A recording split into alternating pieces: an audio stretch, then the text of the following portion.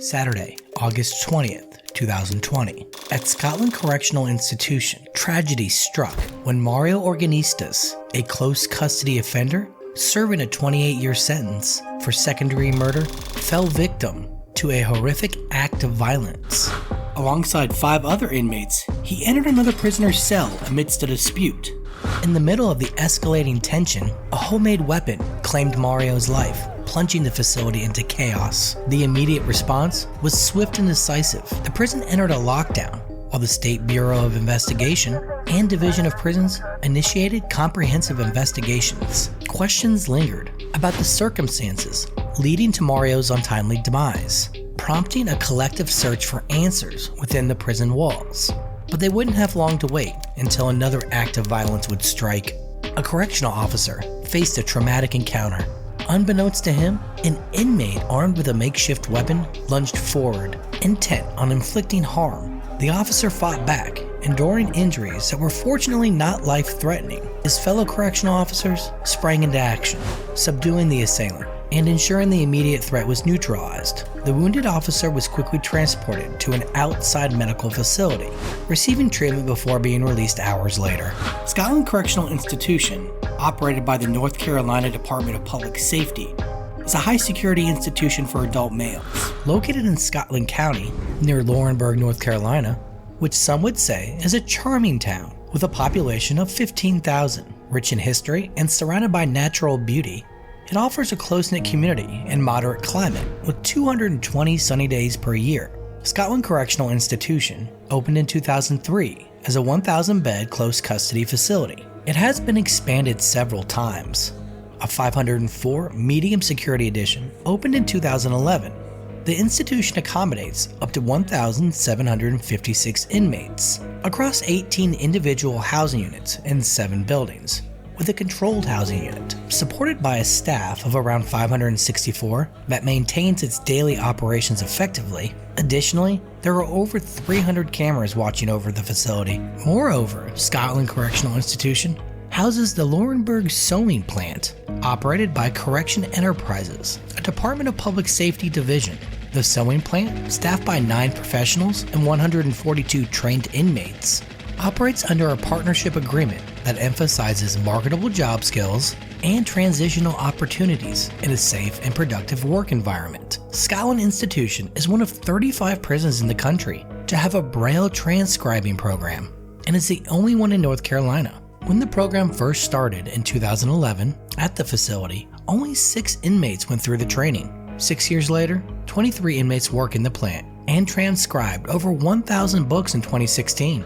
Before we move on to more incidents and inmates at this prison, be sure to hit that like button and subscribe as we make our way to 10,000 subscribers. By 2008, this prison was noted to have regular occurrences of gang violence. The state was investigating street gangs making their way into Scotland.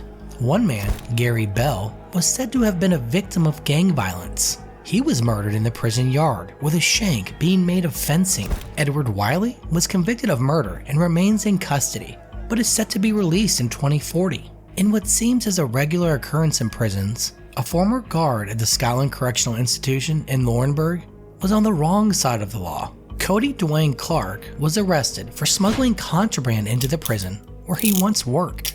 After receiving a tip about Clark's activities, investigators discovered 200 buprenorphine strips, also known as Suboxone. The incident serves as a reminder of the ongoing battle against illegal activities within correctional facilities and the importance of maintaining strict security measures. A visitor would make an even bolder attempt to smuggle drugs into the facility. Oral LeGrand Dial Jr. would try to bring over 5 pounds of marijuana into the facility along with cell phones.